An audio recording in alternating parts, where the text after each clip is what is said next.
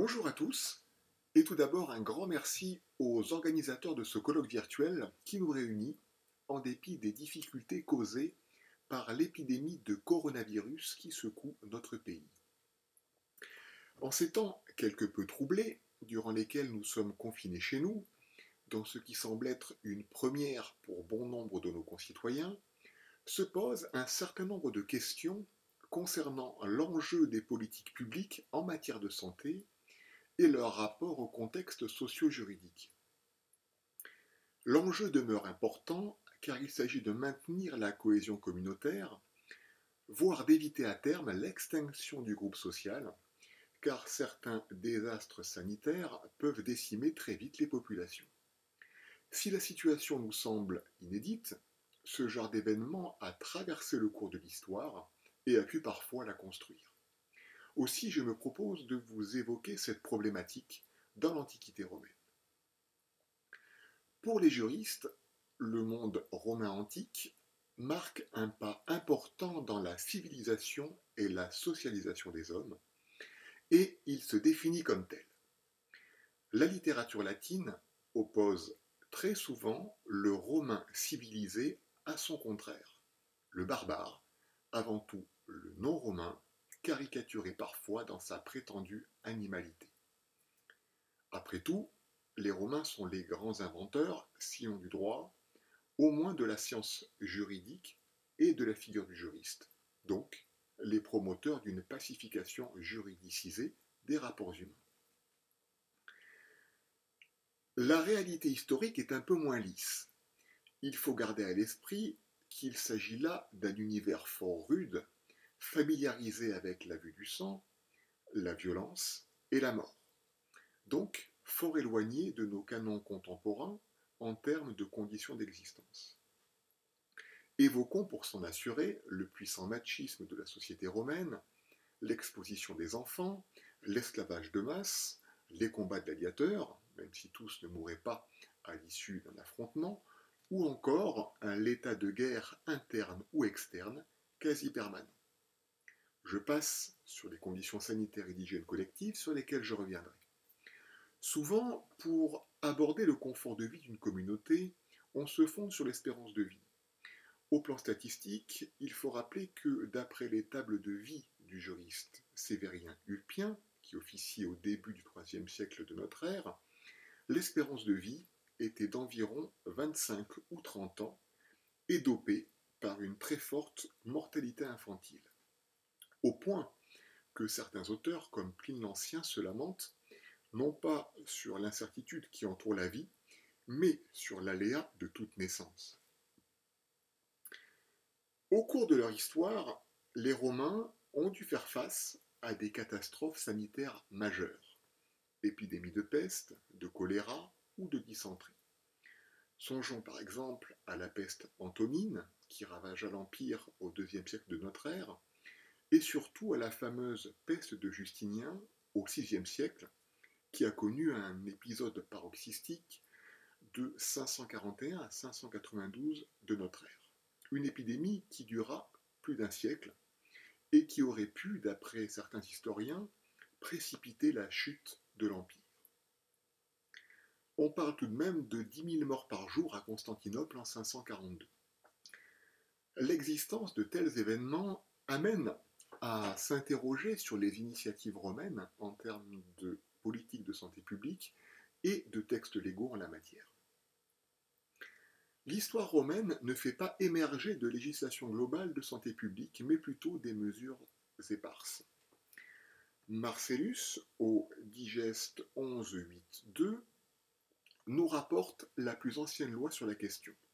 C'est une loi d'époque royale, donc une période qui correspond à la fondation de la cité en 753 avant notre ère jusqu'à 509 avant notre ère.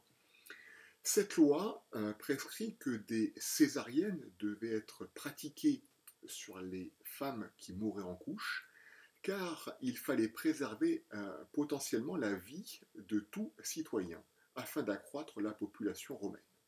Il s'agissait vraisemblablement aussi de protéger les droits du père sur l'enfant, malgré le décès de la mère.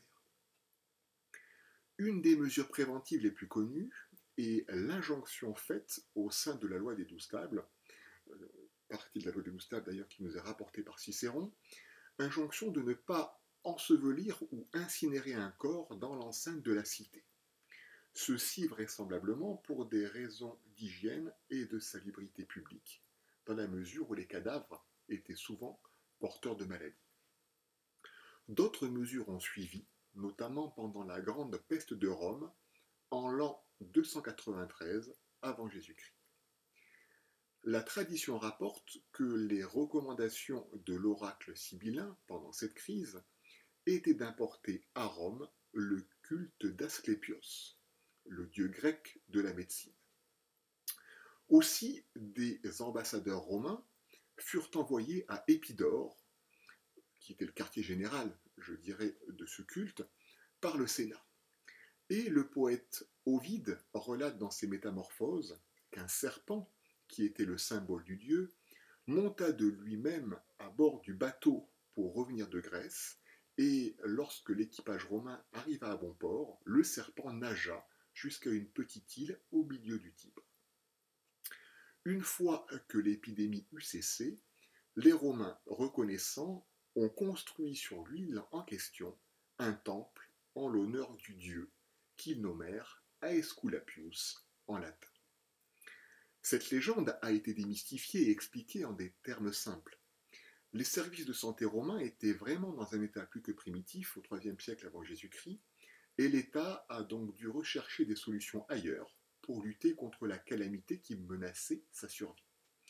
Et les prêtres d'Épidore ont conseillé de confiner les personnes malades hors du périmètre urbain de la cité.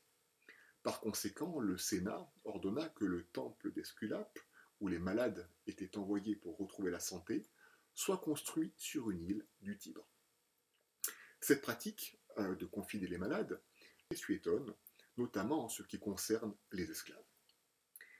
À partir de l'époque, au regard de l'activité médicale, la première loi dont dérive la nécessaire fiabilité des praticiens est la lex Aquilia, du digeste qui émane d'Ulpien, donc au digeste 9, 2, 7, 8, où Ulpien reprend l'opinion de Proculus, un juriste de l'époque de Tibère, qui indique dans ce passage qu'un médecin qui aurait mal soigné un esclave tombe sous le coup de l'action de la lex Aquilia au bénéfice du maître. Mais de telles mesures légales ne suffisaient pas pour protéger le public de nombreux charlatans. Une des plus grandes critiques de Martial, qui nous indique qu'un certain Roch, jadis médecin, devenu fossoyeur, poursuit finalement son affaire. Il y avait pourtant de bons médecins chez les Romains et le corps des médecins publics, lesquels bénéficiaient de certains privilèges fiscaux. Des services médicaux pour les pauvres ne furent pas institués avant le IVe siècle de notre ère, et on a en ce sens un texte du Code théodosien de 386, Code théodosien 13, 3, 8, texte qui rapporte un décret de Valentinien, selon lequel on attendait que les médecins publics consultent les pauvres gratuitement.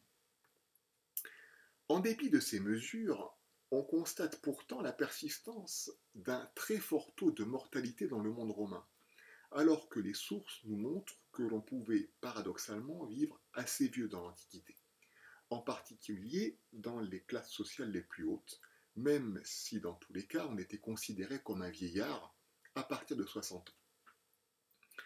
Il apparaît, pour des raisons évidentes, que les conditions de vie très difficiles des basses classes, qui composaient la majeure partie de la population, la promiscuité, l'extrême saleté et exiguïté des logements, provoquaient très vite des maladies ou des infections, pour certaines graves, qui entraînaient assez vite des épidémies. Le phénomène a d'autant plus été favorisé par des formes d'exode rural par lesquelles les pauvres, issus des campagnes la plupart du temps, se regroupaient à Rome pour survivre. La population de la ville a ainsi doublé entre 130 et 30 avant notre ère, passant de 400 000 à 800 000 habitants, et on ira jusqu'au million sous le Haut-Empire. Ajoutons que l'afflux de main-d'œuvre servile, on parle à peu près de 3 millions d'esclaves en raison des guerres de conquête romaine, va absorber le travail normalement effectué par les travailleurs pauvres et donc accroître leur précarité. Dans tous les cas, les conditions d'hygiène et sanitaire sont primitives et très rudimentaires. Je rappelle que les toilettes sont collectives et que les plus pauvres font leurs besoins dans la rue, là où ils vivent. L'insalubrité est le mal qui ronge la cité, en particulier l'été, moment où les patriciens favorisés fuient les murs de la cité pour se réfugier dans leur villégiature de campagne.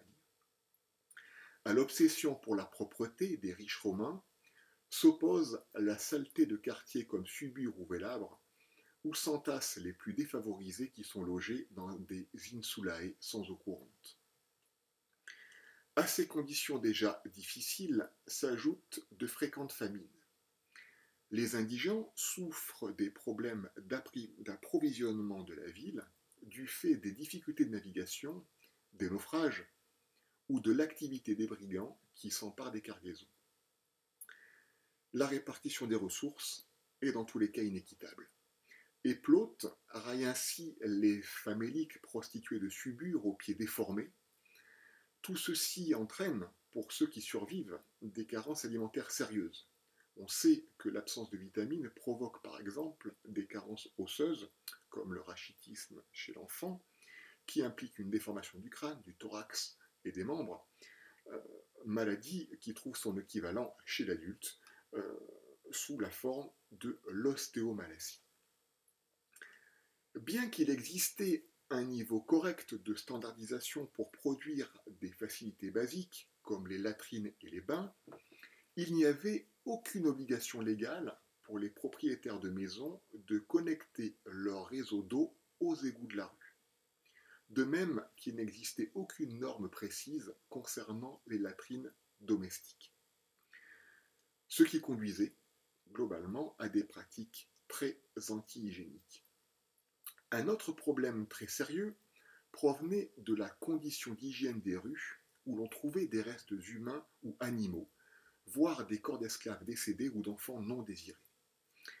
La propreté des voies relevait en théorie de la responsabilité des édiles comme part de leur curia urbis. Mais il n'existait pas à proprement parler de service de nettoyage des rues dans l'Antiquité romaine. Parmi d'autres, l'historien latin Tite-Live évoque la présence de ces cadavres non traités laissés dans les rues que les chiens et les vautours n'osent même pas toucher. Ceci rappelle que les quadrupèdes et les oiseaux charognards ont dû jouer un rôle important dans l'évacuation de certains déchets organiques. Mais ces animaux ont corrélativement transporté de graves maladies contagieuses. Il existait également à Rome un très fort risque de contamination par la nourriture ou l'eau, par contact direct ou indirect. En dépit des efforts faits pour l'acheminement de celle-ci, par des aqueducs, notamment par l'existence de bassins successifs pour que les sédiments se déposent, l'eau des fontaines ou des bains n'était pas contrôlée ni régulée en courant. Ces réserves d'eau étaient utilisées par tous et il demeurait ainsi un puissant vecteur de propagation des maladies.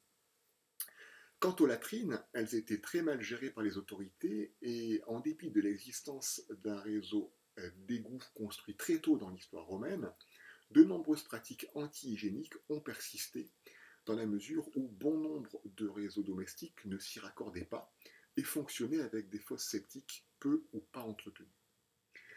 Pour conclure en quelques mots, il faudrait dire que, en dépit de quelques mesures pratiques et légales, on ne peut nier le fait que les Romains vivaient dans un environnement urbain très insalubre.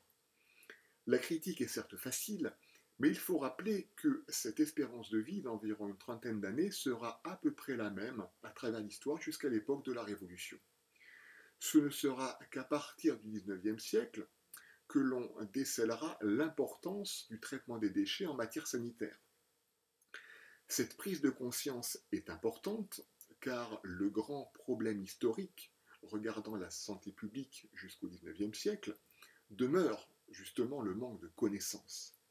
C'est seulement après les découvertes de gens comme Louis Pasteur, avec sa théorie des germes, et celle corollaire de Joseph Lister sur l'antisepsie, afin de réduire la mortalité post-opératoire, eh bien que l'on verra une amélioration tangible des politiques de santé publique et la création de législations adéquates. Je vous remercie infiniment pour votre attention.